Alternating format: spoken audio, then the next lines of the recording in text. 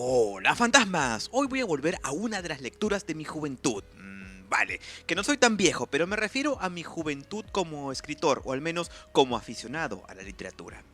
En fin, resulta que una vez cuando tenía 17 años, un profesor de filosofía, al ver mis primeros trabajos, me recomendó leer esta obra, la cual se convirtió de pronto en uno de mis libros de cabecera. Me refiero a Cartas a un joven poeta.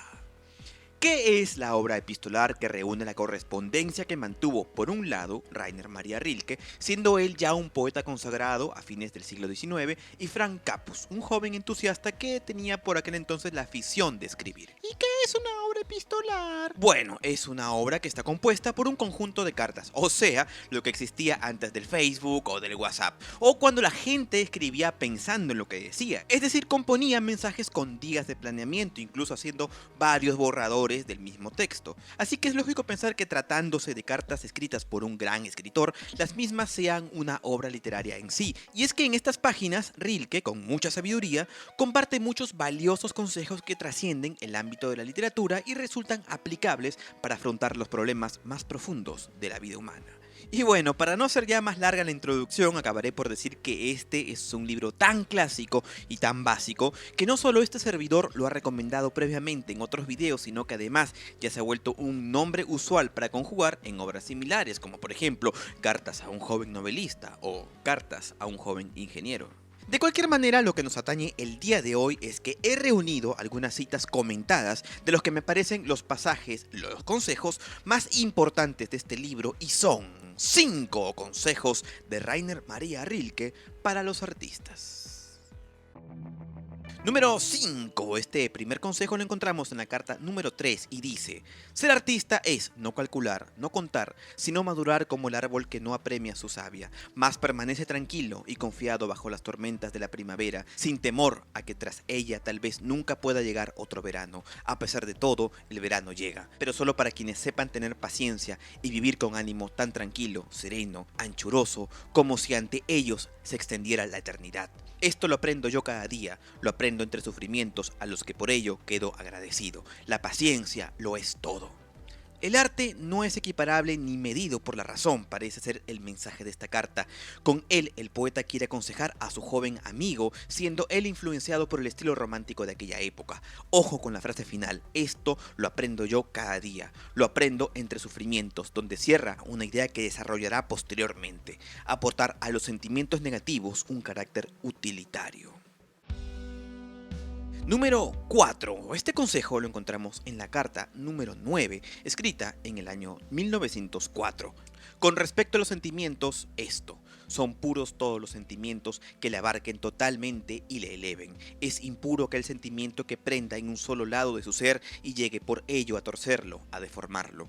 Todo cuanto pueda pensar de cara a su infancia es bueno. Todo cuanto le eleve, aún por encima de lo que está aquí, haya logrado ser en sus horas mejores, está bien. Cualquier superación es buena si está en toda su sangre, siempre que no sea tan solo un momento de ebriedad, ni algún turbio afán, sino alegría clara, gozo diáfano que se deja calar y tras ver hasta el fondo. ¿Comprende usted lo que quiero decir?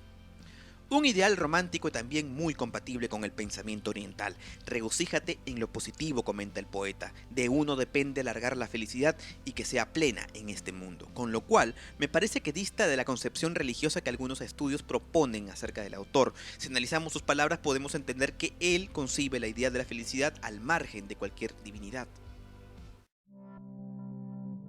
Número 3. La carta número 7, escrita desde Roma. No debe dejarse desviar en su soledad porque haya en usted algo que ansíe evadirse de ella. No tenga miedo de estar solo.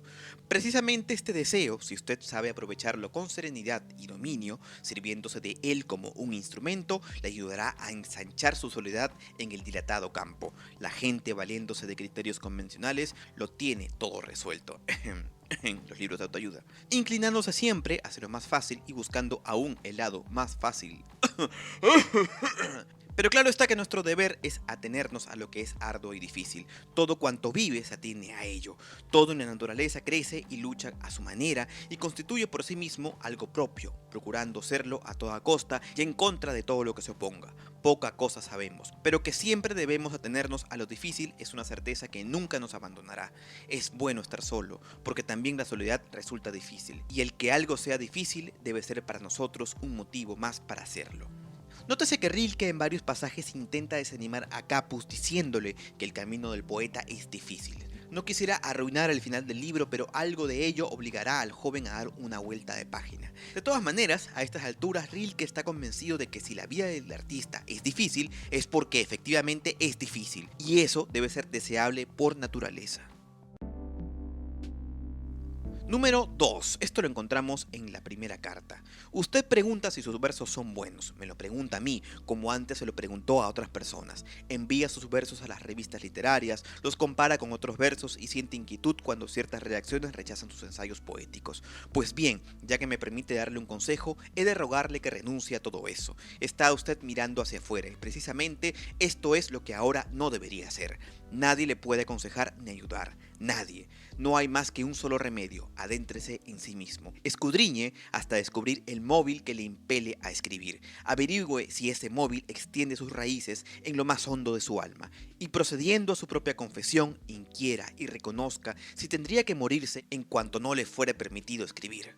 Ante todo esto, pregúntese en la hora más callada de la noche, ¿debo yo escribir? Vaya cavando y ahondando en busca de una respuesta profunda, y si es afirmativa, si usted puede ir al encuentro de tan seria pregunta con un sí debo, firme y sencillo, entonces, conforme a esta necesidad, erija el edificio de su vida. Se trata de una apología a sí mismo. ¿Quieres ser artista? Nadie más te dirá que lo eres si tú no lo crees primero. Tu posición debe ser el móvil de tu propia voluntad. Atiende la pregunta más profunda. En ausencia de toda razón y toda lógica, si debes escribir o producir, entonces hazlo y que nadie te diga que no puedes. Número 1. Este consejo, que me parece el más importante, lo hallamos de entrada en la primera carta y dice así. Si su diario vivir le parece pobre, no lo culpe a él. Acúsese a sí mismo de no ser bastante poeta para lograr descubrir y atraerse sus riquezas, pues para un espíritu creador no hay pobreza, ni hay tampoco lugar alguno que le parezca pobre o le sea indiferente. Y aun cuando usted se hallara en una cárcel cuyas paredes no dejasen trascender hasta sus sentidos ninguno de los ruidos del mundo, no le quedaría todavía su infancia, esa riqueza preciosa y regia, ese carmín que guarda los tesoros del recuerdo. Vuelva su atención a ella, intente hacer resurgir las inmensas sensaciones de ese vasto pasado. Sean ustedes un reflejo de su obra, que sea sincera, que obedezca a un espíritu transparente y noble. Solo así, y parafraseando al mismo Rilke, una obra será buena porque ha nacido al impulso de una íntima necesidad. Las buenas noticias fantasmas es que esta obra ya pertenece al ámbito del dominio público y puede ser descargada legalmente por internet. Yo la recomiendo con el mismo cariño que me la recomendaron a mí, en especial cuando uno inicia un proyecto tan vasto como el de escribir, pintar, hacer música o cualquier otro tipo de arte. De esa manera, mis queridos amigos, me despido de ustedes invitándolos como siempre a seguirme por las redes sociales y también, por supuesto, a suscribirse a este canal que todas las semanas publica 2 o 3 videos sin falta alguna. Nos vemos en una próxima oportunidad. Per aspera ad astra.